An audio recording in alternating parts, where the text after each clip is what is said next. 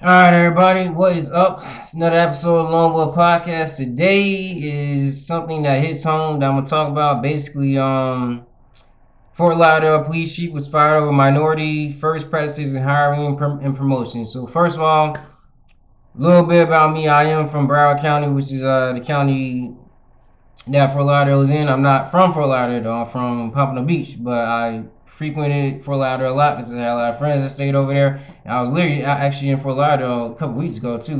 For a wrestling show that I went to, which was very fun. Once again, I always recommend that if you ever want to attend one. So, basically, the police chief was named excuse me, Larry Scarato.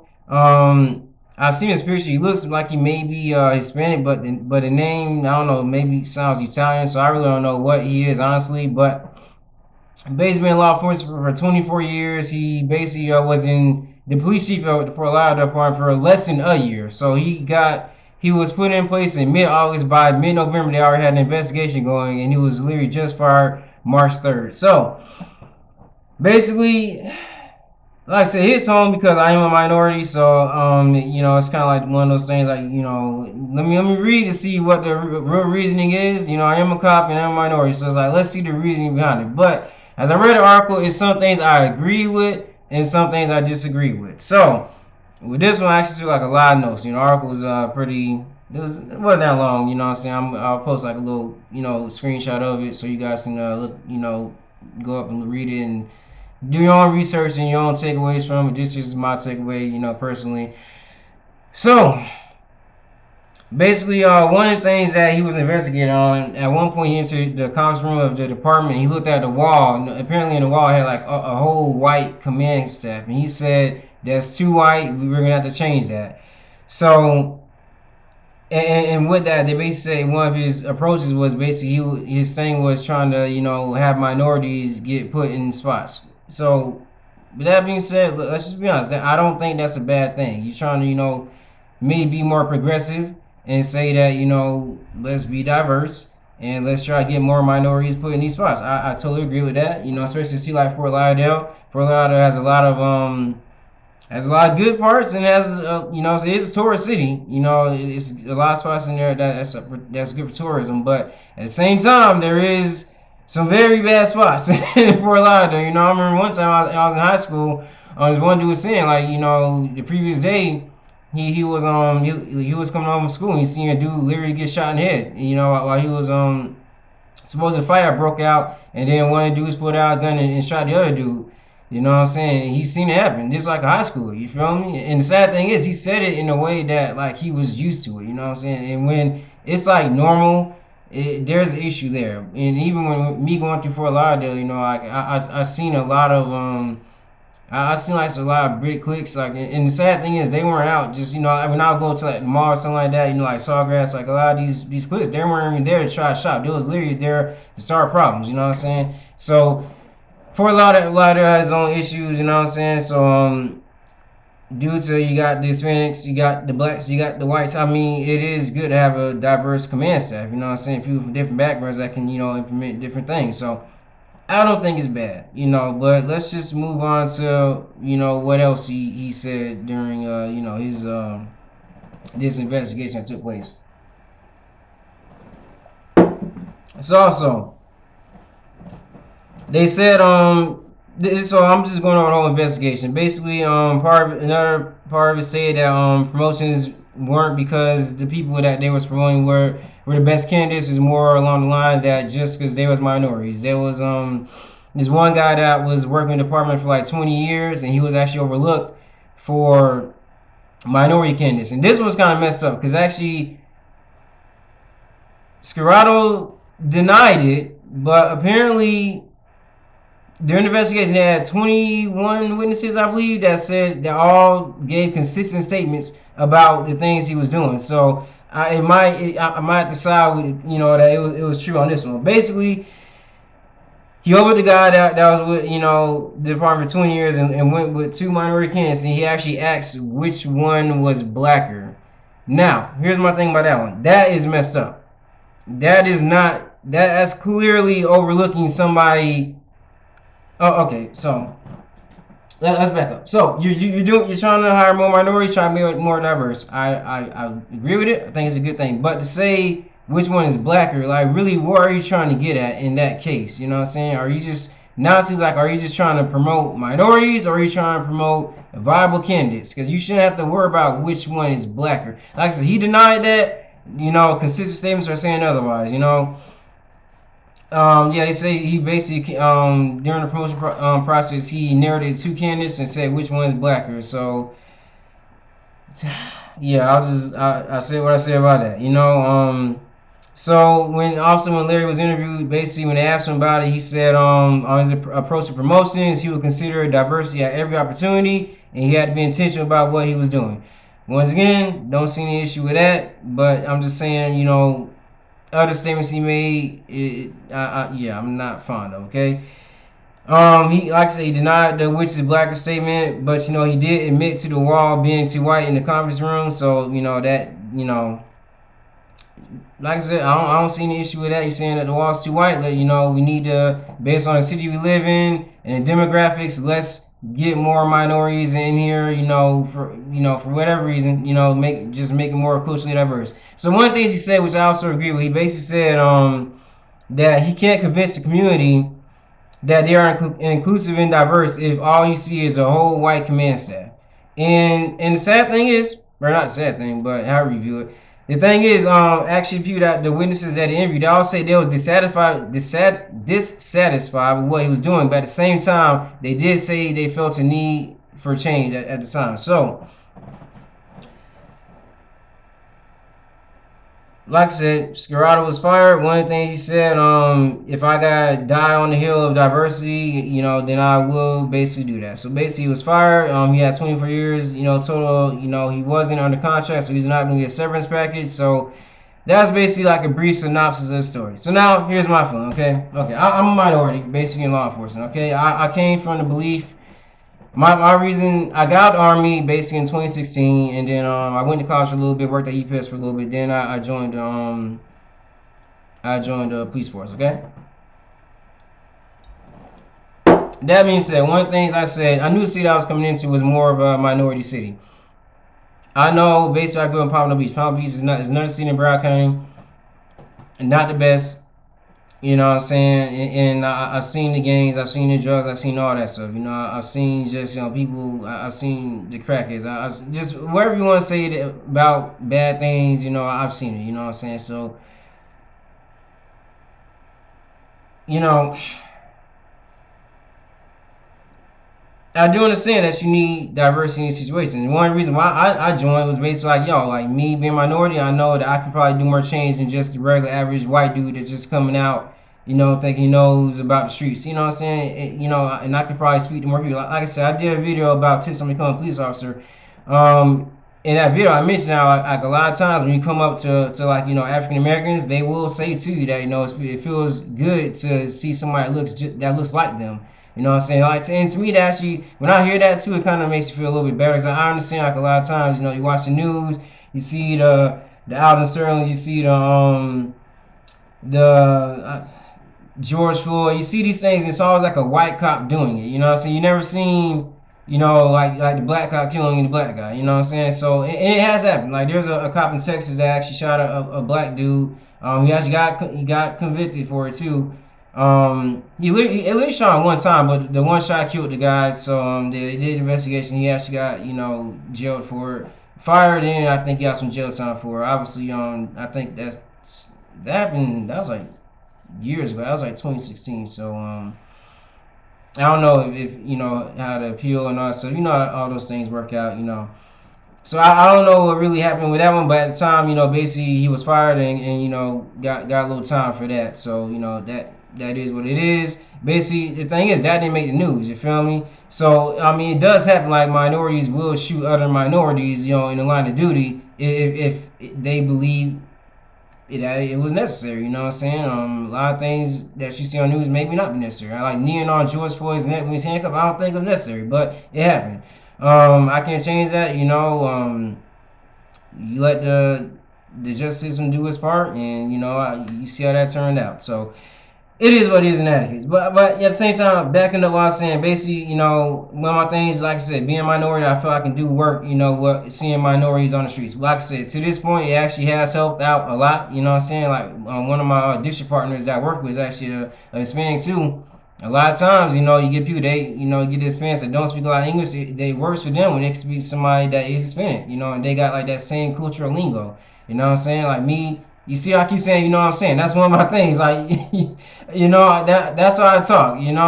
I'm a faith-based dude, but I don't talk like a legit Christian guy. I understand. I talk a lot different because, like I said, I am from neighborhoods. You know what I'm saying? Although I've done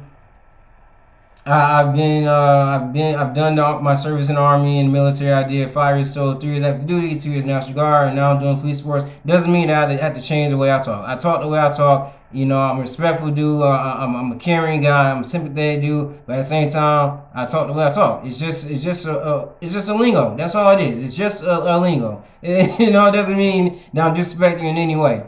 But just still going back to the point, diversity is needed. I know my police department is not a lot of.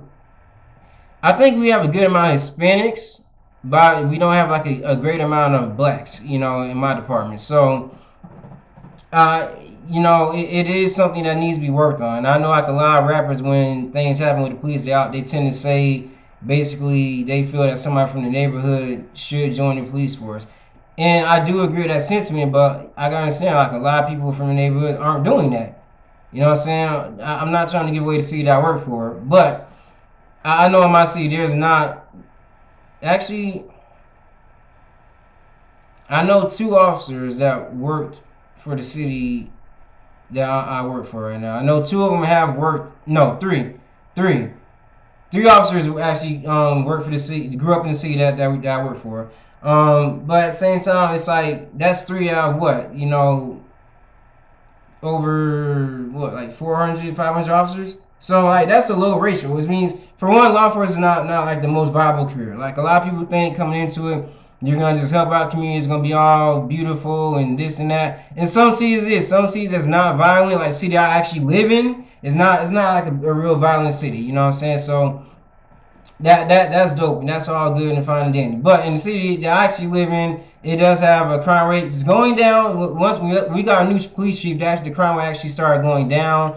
Some could say it's for the implementations he put in or whatever, but the crime rate has gone down. I don't have any problems with my chief. I think he's been doing a good job, but the crime rate has gone down, and I mean, and obviously that's a good thing. But at the same time, like I said, law enforcement is not the most viable career. Okay, a lot, you come in with these high expectations, then you get hit with the reality. People are gonna curse you out. People are gonna call you names. People may even spit on you. I mean, that is a criminal charge. I'm not advising you to do that. I don't care how mad you get an officer, but that is a criminal charge. People are gonna fight you. I might link a video of me actually. So I've actually got recorded on a couple of times for on calls, high priority calls. So I might even link those videos as well as the article on here. But just to say y'all need to pray for me because this drives me crazy sometimes. But you know what I'm saying? Basically, and say that it is. You have this agitation, then you hit with the reality of the job. The job is tough, it's stressful. It takes a lot out of you. You know what I'm saying? It really takes a lot out of you. And that's why soldiers and police officers, they have like the highest divorce rates in the country because of just the toll that it takes. And when you get stressed out enough, a lot of people they don't take the right route. They don't have the tools to de-stress themselves or relax, and they turn to the bottle. They may even turn to drugs, and they just may find themselves at a bar, and they're married and they meet this chick, and they go home and do whatever. You know what I'm saying? It can happen with women too. I'm just giving an example because I'm a man, so I'll give a man example. So I say all to say this: diversity is needed in policing. Is it getting better? I would say yes, but is it?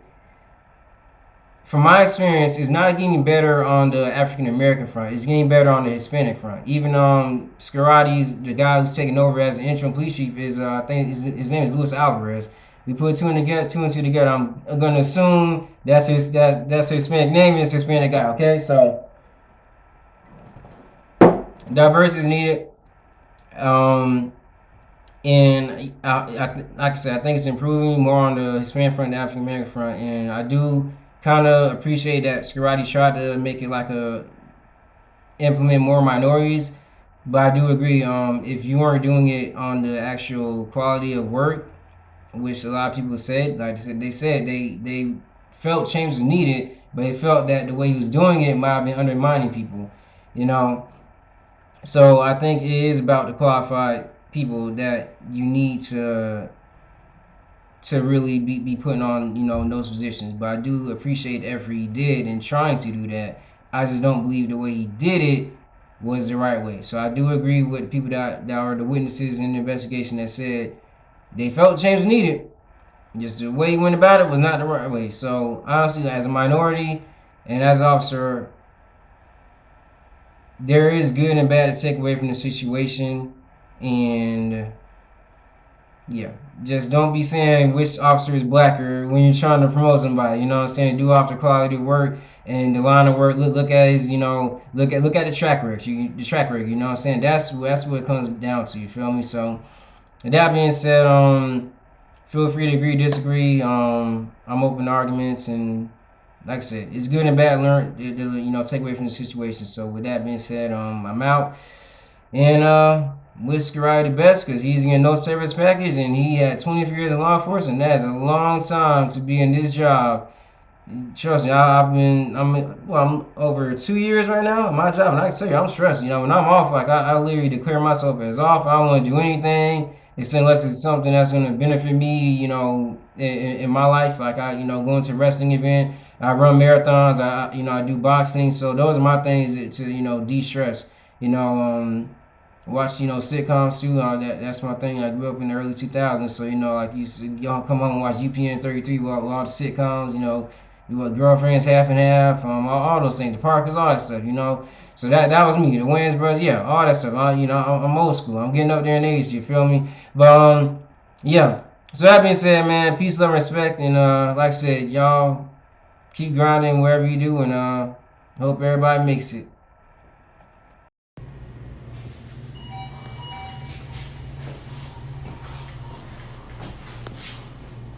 How the fuck am I supposed to wash my hands?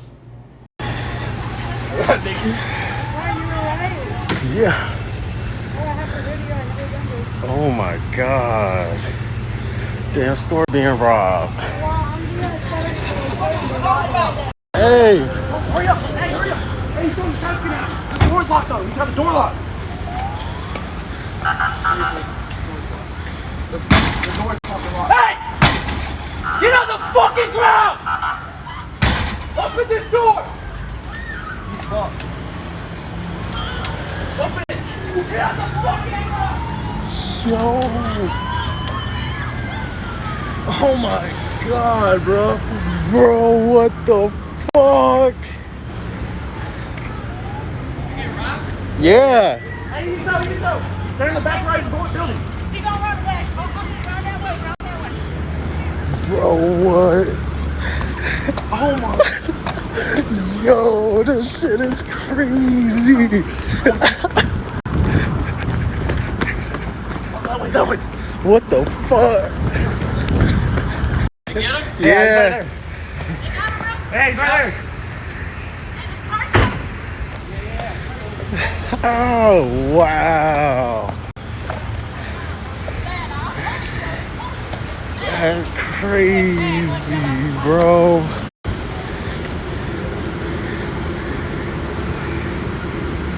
Oh, that shit wild, bro. Oh, shit. We just want a motherfucking Polar Pop, bro.